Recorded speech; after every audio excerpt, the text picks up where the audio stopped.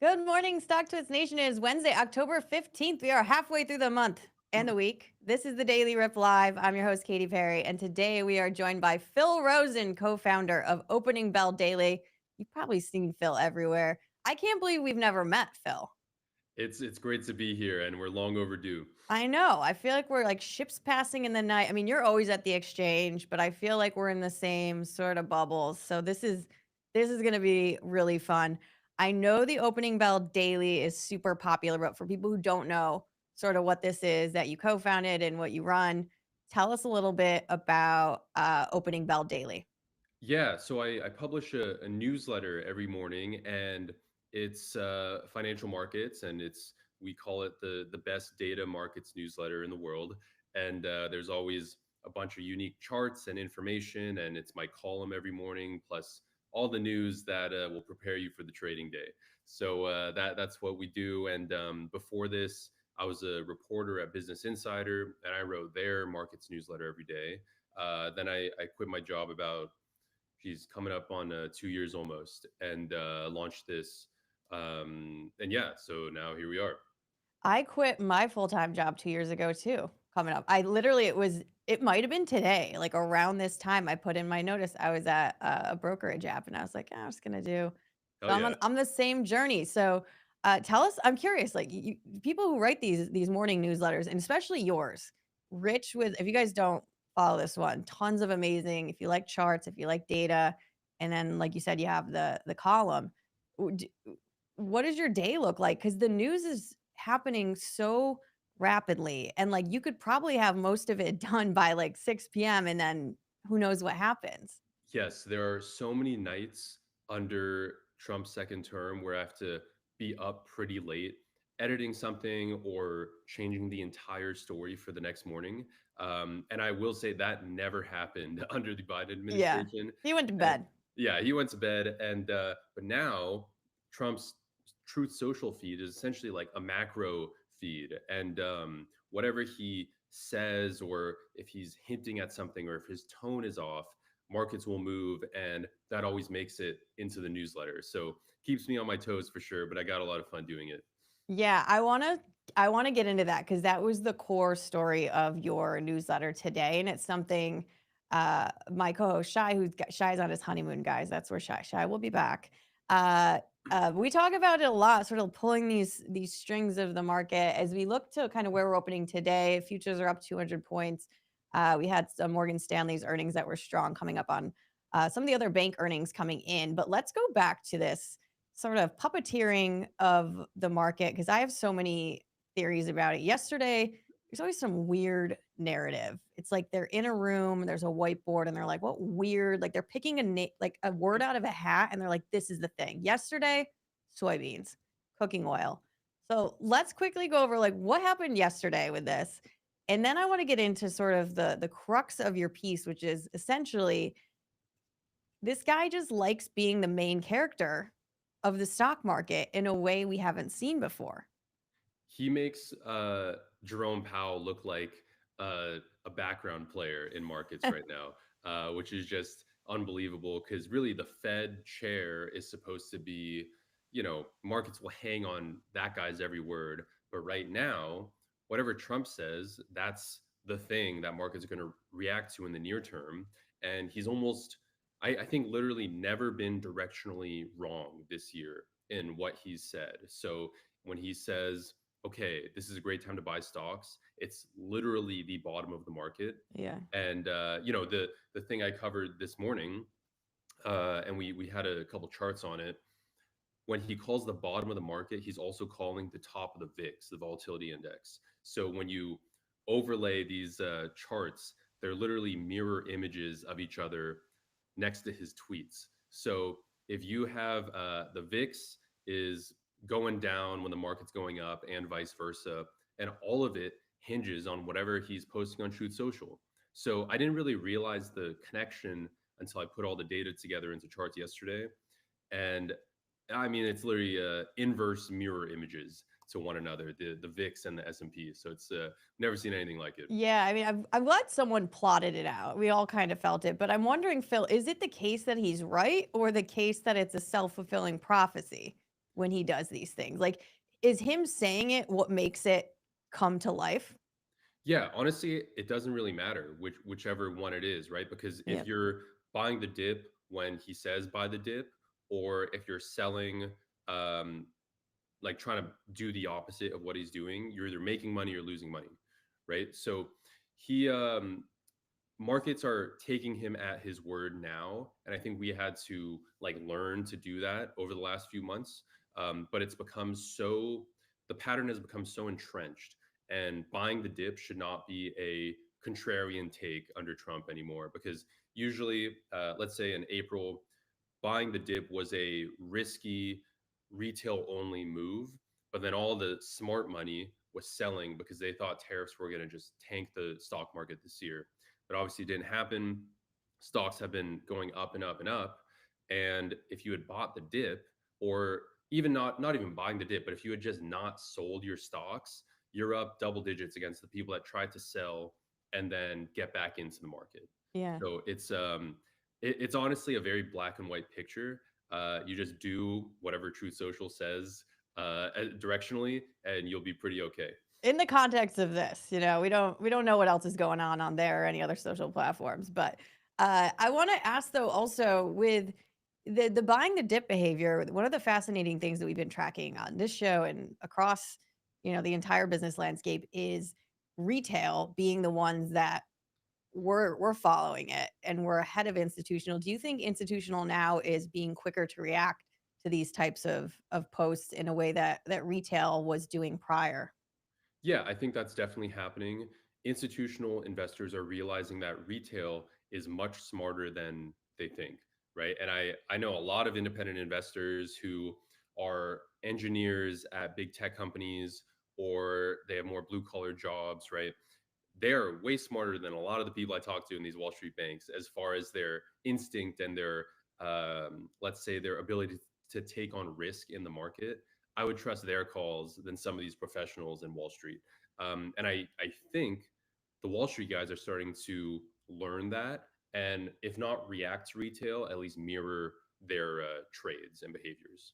Yeah, I think it's a good call out. One of the fascinating things I think about with retail investors is the advantage they have in, just as you called out, the diversity of their backgrounds, their professional backgrounds, where you could have someone who is like a mechanic at Ford with very unique experience on a product line on a Reddit thread with somebody who's building SaaS products for Salesforce. And the ability for those ideas to cross pollinate in these social pockets, it's not the same as Wall Street, where everyone's coming from the same sort of training and background and they're in the same city. And I think you see that's even on like the with this stuff, you have people that are more closely potentially following some of these accounts than the bankers that might be following used to following Powell and other people. And I think that's such a unique advantage of retail and something we like to kind of celebrate and talk about on the show and in StockTwits, because everyone sort of has this unique lived experience where you could be very deep in a certain pocket. You might not know, Jack about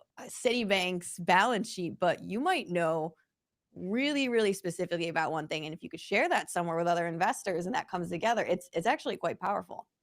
I mean, the internet is the wisdom of crowds, right? So if you just look what the internet is saying and what the internet is doing, and if you share ideas and let the internet sort of break it down and tell you how you're stupid, you're going to be a better investor. And I think that quality, or that characteristic is not the most obvious thing when you're in a major institution, right? It's a more insular environment, and sure, they can make a lot of money, or they have a bunch of PhDs in there, right, executing all these trades. But retail is getting smarter, and I think people are learning how smart retail is getting as well. Yeah. It's fun to watch and Yeah, it's interesting. I think I've been like in this space since before COVID, just watching everything take off and the confidence that people are able to glean just knowing that sometimes their product preferences, their lived experience, it's actually valuable insights when you can bring those together. It's pretty fascinating stuff. I on the subject of sort of this sort of I don't want to say market manipulation, the I think about like pulling strings or sort of being the main character, wanting to be a part of the story of Wall Street. The cadence of which is there any sort of pattern to the cadence of sort of these posts? So we had the 500-word post on Friday, I think Sure. at 11 a.m. Then the soybean thing. It's is there any sort of pattern in terms of the timing of these things, or is that the part where like you kind of got to be ready when it happens to react? Look, I would never venture to predict what President Trump is going to do next, Yeah, right? I think if you're trying to gamble on that, you're going to lose because he's pretty unpredictable, and you don't know what um, his next five moves are going to be. But luckily, he's also very, let's say, transparent as far as he is going to tell you what's going to happen next. And at least that's what we've seen so far this year. And he's fairly open about broadcasting, okay, tariffs, no tariffs, deal, no deal. And those have seen direct reactions in the market and price movements that a lot of people have made a lot of money from this. So I wouldn't say we can predict anything, but you can just respond to his Truth Social posts. yeah. It's another data point for us to track in this fast-paced environment. I'm curious what you think. So Eric's not known for being, the brightest of the bunch in that family, but he's in there and he knows things, obviously. He tweeted recently or put on Truth Social, basically like buy crypto. Crypto in Q4 is gonna rip. Do you think what these sort of derivative offshoots of Trump's universe, do they carry the same weight? Or when you're looking at this, you're just like, okay, I'm just gonna go by what he's saying? Yeah, that's a great question. I should probably map out the rest of the family's tweets versus the market moves. That'd be interesting to see. But look, Eric Trump saying Q4 is going to be great for crypto. He's not alone in that belief, right? So Bitcoin, I think it averages a 60% gain in the fourth quarter. So if you just go on that, that's more of a historical, reliable Yeah. indicator than what Eric Trump might tweet, right? So if you want to talk about price action in Bitcoin, I would take that bet anytime to bet on crypto going up in the fourth quarter. So I don't know if there's any extrapolation to make there as far as what a family member in the Trump family might say versus how markets move and whether that equates to what President Trump himself can do in the market. But if you're expecting crypto to go up in the fourth quarter, you're not alone. Yeah, well, we gotta get Tiffany an account is the answer to that. Maybe she has some insights to share. You mentioned Bitcoin. I want to talk about that one because we've been talking on the show a lot about sort of Bitcoin and gold, what that means with dollars flowing into these vehicles. What does it mean for confidence in the dollar? And I've been reading a lot around there's a little bit of worry around all this, especially gold, all this money flushing into gold. Why? Why is that the case? Are people worried the value of the dollar is going to go down? What are you seeing or hearing either in your community or in the data around that line of thinking? And do you share those concerns that are out there? I think that the dollar or the gold trade and the Bitcoin trade have gained a lot of momentum in the financial media in the last few weeks because JP Morgan came out and said, let's call this the debasement trade. But if you're a student of markets or if you've owned Bitcoin and gold for years, you know that the debasement trade is not new just because an institution gave it a name. So that's one thing. I don't think that the momentum comes from the recent headlines we've seen. It's been happening for a very long time. And the US dollar, has pretty much been in a secular bull market or bear market for decades. So it's been depreciating very consistently and reliably for, longer than you and I have been around. And the people that have been buying gold and Bitcoin are either trying to hedge against that or protect their purchasing power or just get out of dollar denominated assets. Yeah. So, okay, so this is an interesting chart, right? Gold is typically a hedge against panic and risk. So people buy gold when they think that the macro outlook is not great. But right now, we're seeing gold have a 50% year, but stocks are also having an excellent year, better than normal, about maybe 13% this year so far. And usually you do not see those two assets go up in the same year at the same time. But this year, my sense is that investors are so optimistic about how things are going. They want gold and stocks because they just want more winners in their portfolio. Mm. Rather than one hedge and one winner, they just want two winners because both asset classes are doing so well. So this is very unusual, and we haven't seen anything like this in decades. Ye So Fascinating. That just everything, like, going back to high school, everything you learn in, like, econ 101, you're like, "Wait, this is not supposed to be moving in the same direction." it's very unusual. And yeah, so if you even this chart, gold outperformed stocks around the 2008 crisis, around the pandemic, and then right now. But the thing about right now versus the other two periods, stocks are doing extremely well. So that's the anomaly that we're living in right now. And I've heard some investors say because it's such a overly optimistic market, that's a sign of froth, it's top signal, something's about to happen. I'm not in that camp. I'm still very optimistic, and I don't see this momentum slowing down anytime soon. Yeah, that's a good insight because that's been something it's been sort of an air of like, I feel like something bad could happen. And then Friday happened. It was sort of this overreaction to that because people were sort of waiting for it. But it seems like, the sky isn't completely falling down. And we haven't had this like huge, huge, huge sell off. I mean, Friday was pretty significant. Do you think that happens before the end of the year? Or you think we're going to continue to ride this up into 2026? Look, I don't predict the markets by any means. That's not my job, and I would never try to do that. But it's very hard for me to make the bear case right now Yep. on why markets would pull back, especially before the end of the year. I think everything is pointing to strength right now. So analysts keep raising their earnings expectations, and I think a lot of the fears around AI being a bubble so far, from what I can tell, the high stock prices are actually justified by earnings results, and we've seen that for several years now. So, look, I'm not saying that there won't be pain at some point. However, the momentum is so strong right now, and investors are so optimistic. I don't know if we're going to see this pullback. Let's say before the end of the year. Phil, let's stick on the AI bubble because you have an interesting perspective here. My co-host Shai is also, I think, in your camp where he says this is not a bubble. Comparing it to tech, the differences there, and sort of how infused it is into every component of nearly every business. And there are actual applications that are driving revenue and profits. You make a point about this sort of horizontal versus vertical integration. I think is interesting, and I haven't heard it before because a lot of the pushback or a lot of the sort of concerns that people have around this is sort of the interconnectedness of this company invests here. I'm going to buy your things. And then you give me this money and I'm going to promise to buy your stuff in 10 years. And then we're going to build this thing over here and it's funded by these guys. Tell us a little bit about this horizontal versus vertical integration in AI. Which way do you see that being? And why should investors sort of pay attention? Yeah, I think the chart that comes to mind is, and there's been a few versions of this. Morgan Stanley had a good one, which I wrote about.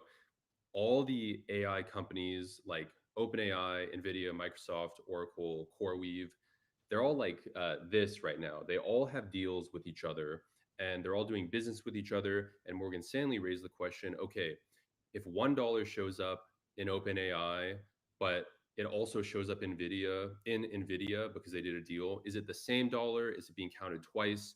We Mm, don't really know, and we haven't seen maybe the transparency that we're accustomed to in this AI economy. So suppliers are financing their customers who also become suppliers down the line too. So it's a very circular and kind of incestual thing that we're looking at. But at the same time, we are talking about the biggest businesses we have ever seen and the biggest balance sheets we've ever seen, more cash flow than we've ever seen. So just because that, let's say there's so much excitement and marketing around AI and the future, and this is going to save humanity, all this stuff. Yes, maybe it's a little overblown, but at the same time, you cannot deny that the businesses are extremely, extremely robust. So I'll give you the sort of the bearish point on this now. The thing that made the Mag 7 and all these major tech companies so big was that they were asset light businesses. So mostly technology, software, information, and they got to these huge market caps over the last decade. However, this AI infrastructure spending is pushing them into becoming asset heavy businesses. So the bear case, I think, is less about a bubble, but it's more about, okay, do we trust these information technology companies to suddenly become property Yeah. developers, infrastructure companies, these very like physical intensive businesses? That I think is a more relevant question than is this whole thing a bubble, right? I don't have an answer to either. We won't know probably for years and years because some of these infrastructure contracts go out for a decade. Yeah. So we won't know, for example, will something pay off if they're spending 10 years to build it? We won't know till 2035 potentially. So I mean, it's an amazing area to be researching in and to be reporting on. But I think there's still, again, I'm not pessimistic in the near term. I'm sure there will be winners and losers, just like the internet era. But right now, I do think the general sentiment directionally is correct. I think this is such a key point that doesn't get discussed enough is the difference between building a software product or a core tech company and something that involves infrastructure. And we talk a lot about the infrastructure that's required of all these things, but you're right in that the dot com boom, you're spinning up a website, a pets dot com, it's, yeah, someone had to code it. It's so different purchasing land, building a warehouse, and then all of these, we've been talking about the rare earth minerals that lead into this thing, that leads into this component, the supply chain of that. And then you have the trade wars around all of that. And the timelines are long. You can't just build a data center the size of a shopping mall in Iowa like that. And so I think you're right to say like we should focus on like how are we going to actually execute this? And this has been something I've been reading a lot about of like this the power needs because there's been recently more conversations around can we actually make this much power? Like can we physically do it? Because in this country and even elsewhere, because historically, we're not really known for spinning up these nuclear energy centers very quickly. And part of that was because there was sort of that cultural pushback. But you have the hyperscalers cutting the checks, but then you got to build them and make them and get the permit. Like it's so I think is that something you think are some investors are worried about? If it's like, okay, they have the money, they have the go ahead, but like, can they do it? And can they make enough power? Because the power demands are insane. It's it is insane, and I don't know if it's going to come to fruition the way we think it will, because as you said, the we've never needed this much power for any project ever. So that raises a lot of questions. And this reminds me, I run something called the Best Ideas Club as part of Opening Bell Daily, right? That's for our premium membership, and we send one stock recommendation every Sunday.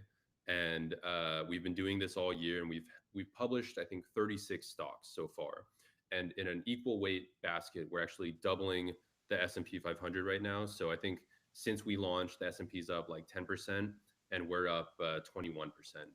So to your point on energy, the majority of our picks have actually been sort of new age energy stocks, like small mid cap stocks that are in energy, uranium, nuclear. Um, and they've done extremely well. We have a bunch of stocks that are up 80, 90% since we published them.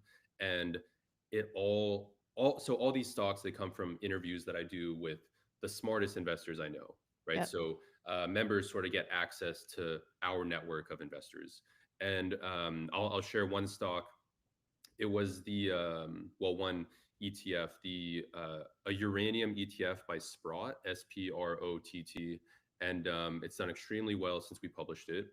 And another one was Plug Power. It's up like 90% since we published that, which is actually a hydrogen energy play. Yeah. And so all these names are a bet that AI is going to need to diversify its power sources more and more. So uranium, nuclear, electricity, hydrogen, solar, like all these things, we don't know which source that AI is going to rely on most, but because of how much demand there's going to be for energy in general, you can probably spread your bets across every single source of energy, and at least in the near term, you're going to do very well as a stock market player.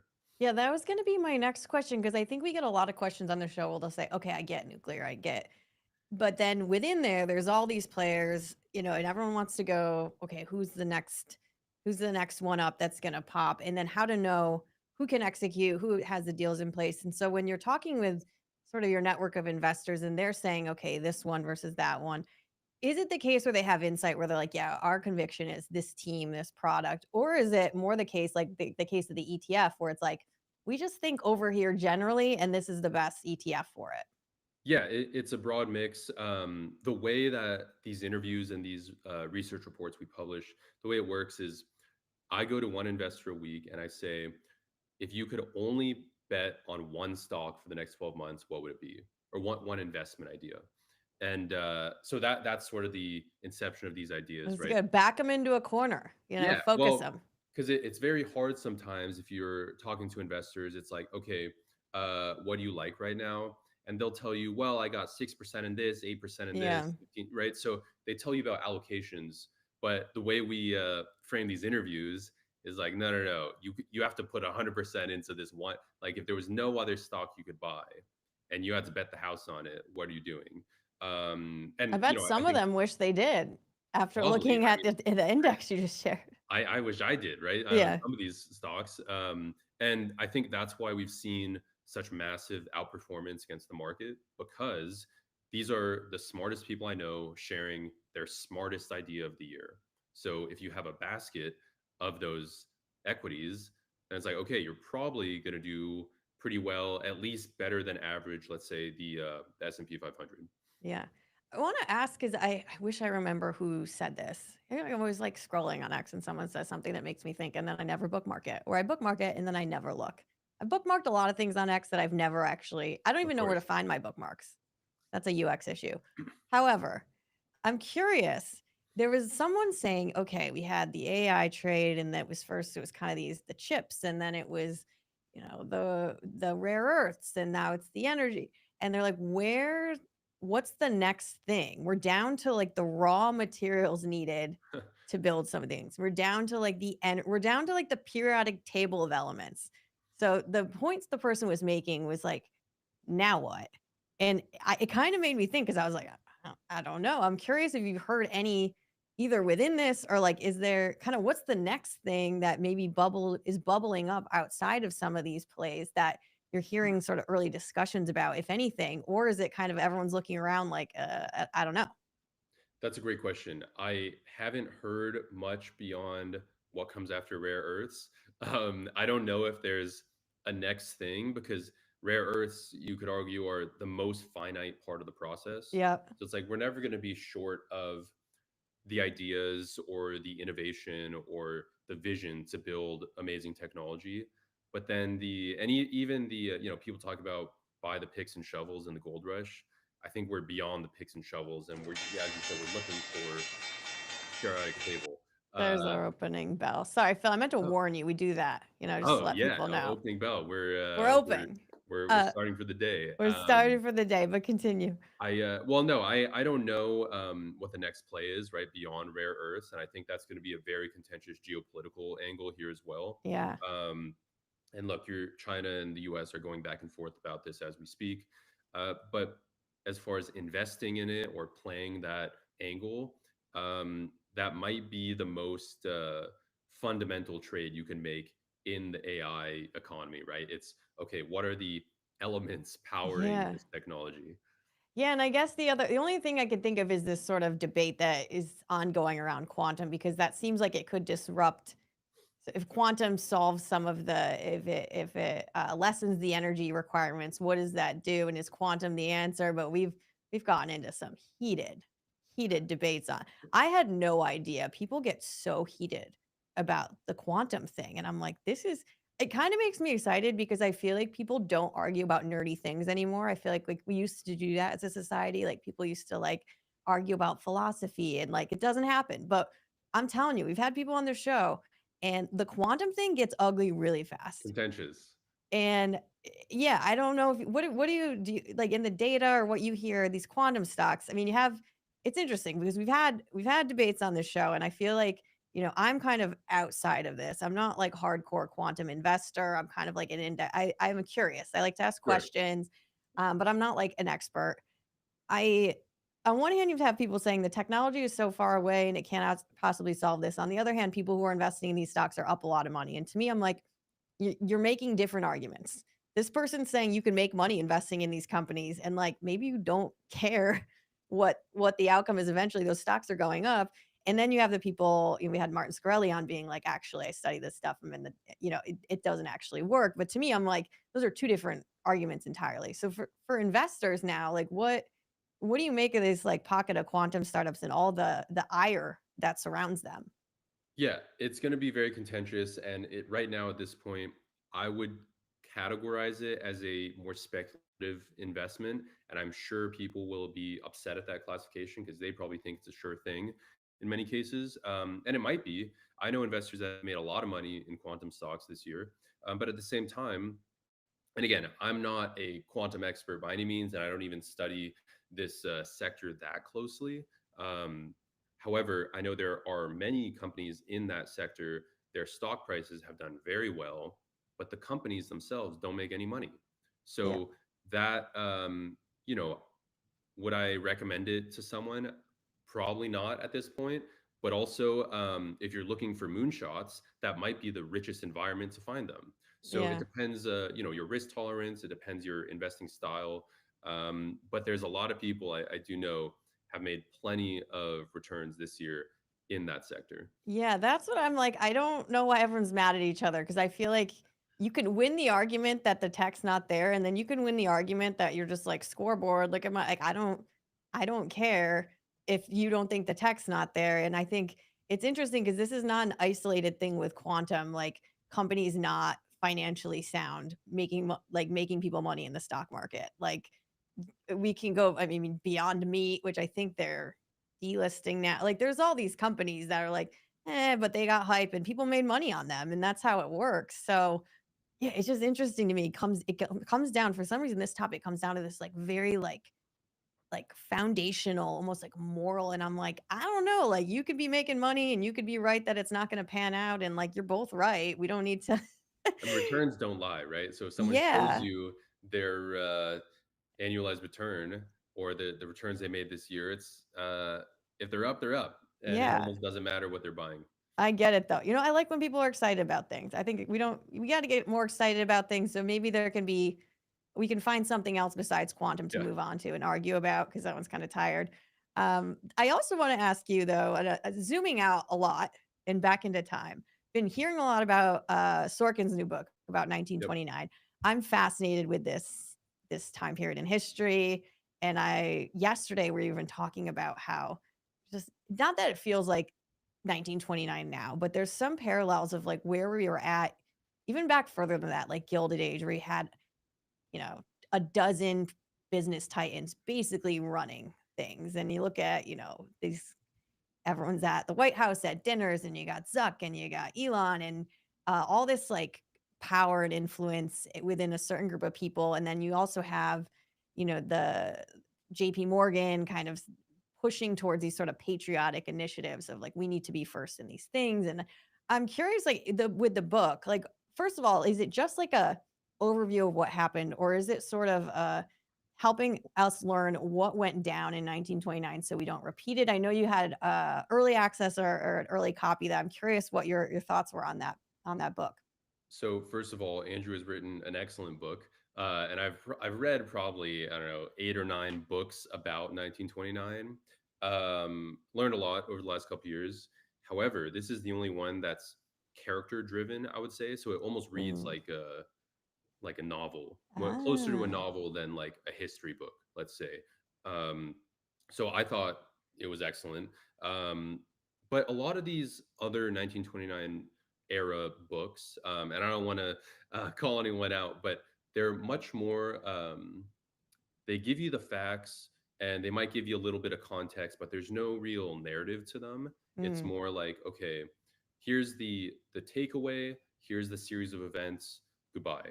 right. But in Andrew's book, it's more yeah, like I said, character driven, and you get a lot more color and detail. So for example, you see like the hotels that they're staying in and the color of the walls and the rooms that they're talking, like it's very there's a lot of texture Oh, to the cool. narrative, and that's what makes it so I think easy to read, but also like compelling to read.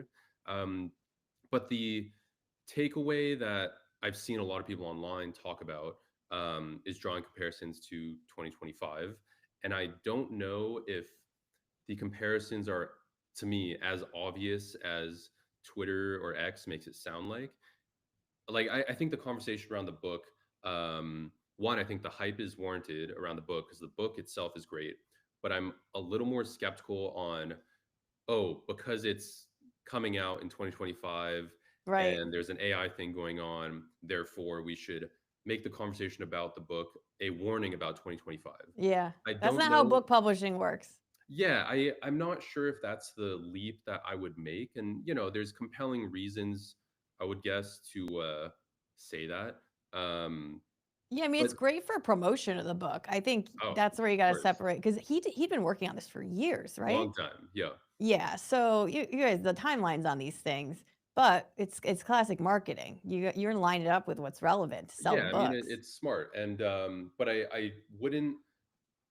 And again, I there are people that know way more about this that time period than I do. Um, but this is what I said before: the businesses that we have today, they are thousands of times more robust than the ones that were driving the market in 1929. So if you just build the argument around that, then I don't know if the parallels are as direct. You could say symbolically, thematically, maybe there are parallels and the exuberance, right, leading up to the Great Crash. Um, but as far as let's say if you were to do like the fundamentals of the businesses then versus now, and I'm not always a fundamentals guy, but Mhm. for this example, I don't know if it would withstand that analysis that well. It would be an interesting exercise for somebody who writes a data-driven newsletter. I Oh, you're giving me homework. I was just saying not to put more, but yeah, I think what's important about this book and that what I haven't read it, I'm dying to read it, even based on what you just said, because I love the narrative-driven historical pieces. Like Andrew's a great writer. Yeah. I'm the biggest Ken Burns fan you'll ever like. It's sick. I'm obsessed with this guy. Okay. Like, yeah, like Ken Burns with these like 10-hour documentaries and like the oh my god, just no one does it better. He's the goat. And if it's anything like that, I'm in. But I think the key with these things is I don't think we talk about history enough in the sense of like not like this is exactly what happened, it's happening again, but like, hey, let's just like look back at what happened before and understand generally what was going on to give us context about where we are now. And we don't do that a lot. We're in like the real time, and I think it's a good whether you're like, yes, this is where we're at now, or no, here's why looking back and looking at things in context is so important in the markets, not just life. And I love that that's driving a conversation right now. Yeah. So I think that's a great that's a win. It's definitely a win, and this is actually breaking one of my rules of reading here. So usually, I stay away from books that are new because I think they haven't stood the test of time yet. Okay. But I broke my rule with this one because it was Andrew's book, and two because it's a topic I'm deeply interested in. So I, of course, read it right away. However, I've learned a lot over the years by reading old books that have stood the test of time. And I've said this before to a lot of my friends, but I'm like, if you want the greatest ideas, don't look for the things that were published yesterday, right? Hmm. Look for the things that were published years and decades ago, because if you can find them today, that means they're still around and they're still relevant and people still want to learn about them, talk about them. when I think most of our culture is geared toward the immediacy of like what was published this morning. And I Right. say this as someone that publishes a newsletter every morning, so I know it's a little, you know, There's room for both. yeah, there is room for both, but it's like the more recent something was published, um, you just don't know its staying power. Yes. And I'm also under no illusions that the news, right? You and I are both in the news business. The news doesn't stay around more than a day or two. And I know that intimately by writing a newsletter every day. So it's like yes, I have an archive of newsletter editions, but you can't really go back and read them because that news cycle has already come and gone. Yeah. But with a old book that's been around for decades, that is something has stood the test of time. You know it's not going anywhere, and the ideas must be high quality because it hasn't been deleted from our shared memory. Yeah. So I love 1929, but it did break one of my classic rules of reading here. When you said you broke a rule, I thought you were gonna give away the ending. Don't tell us what happened. We need to buy the book to figure out Of what course, of happened course. at the end of that. But yeah, I think it's a good call out with ideas now. What catches your attention and understand? Is it because it's new and fresh and timely and just happened, or is it because it's a truly interesting, fascinating concept that has endured? And both of those things can attract your attention, online, elsewhere. But understanding, is it because somebody just said this in the heat of the moment, it was spicy? That sure, that's interesting. Or or is it, someone said this 20 years ago and oh my God, it still applies and we're still talking about it. I think that's, there's nuance to it, which I love. And we don't often talk about books on the show, but now you make me, I'm like, we should have like a Stocktwits book club. That would be fun. Yes, you should. I'm sure it would get a lot of traction. I know we got a lot of avid readers in the group out there. Well, Phil, it's been so amazing having you. You have to come back I'd be anytime you honored. want. I love. Tell us again about the newsletter and also the index you shared and sort of what that product does, because I think some of our members might be interested in that. Yeah. If you want the best data markets newsletter in the world, sign up for Opening Bell Daily. That's a very easy pitch to me. And we have almost 200,000 subscribers. So that comes out 5 days a week. And then our Best Ideas Club, that comes out every Sunday. And we'll send you a new thesis on a new investment idea every week, sourced from the smartest investors in the world. So to me, this this is the information I think is very unique and valuable. And I learn a ton just by producing it and working on it every day. But I know our readers that are in the Best Ideas Club, that are on the free newsletter, we have extremely high retention rate and people love it. So I hope to, hopefully some StockTwits readers will come over as well. Yeah, augment the mix. I love it. Well, Phil, I hope you have an amazing rest of the week. It's great to see you. I mean, we'll see you on the exchange. We'll have to check back in on the soybean situation Yep. eventually. Lots going on, but appreciate you taking the time. I know you're a busy guy. And to everyone else, we will be back tomorrow at 9 a.m. Eastern. We have the squad from Sestri and Capital back, which is Alex and Yamin. We're going to continue the conversation we had from last week with those guys. It'll be great. And again, Friday, we got Will Rind, CEO of Granite Shares, joining us. So stick